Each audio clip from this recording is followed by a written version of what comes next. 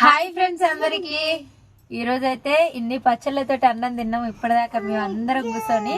పచ్చళ్ళు అయితే చాలా అంటే చాలా టేస్టీ ఉన్నాయి, మస్తున్నాయి టేస్ట్. యూట్యూబ్ ఛానల్ అయితే లేదు వీళ్ళకి, ఇన్స్టా ఉంది. ఇన్స్టా ఐడి అయితే రుద్రభట్ల అమూల్య. అందరూ ఫాలో చేయండి, ఆర్డర్ పెట్టుకోండి. చాలా టేస్టీగా ఉన్నాయి. ఎంత టేస్టీగా ఉన్నాయి అనేది అయితే ఫుల్ వీడియో తీసినాం మేమైతే.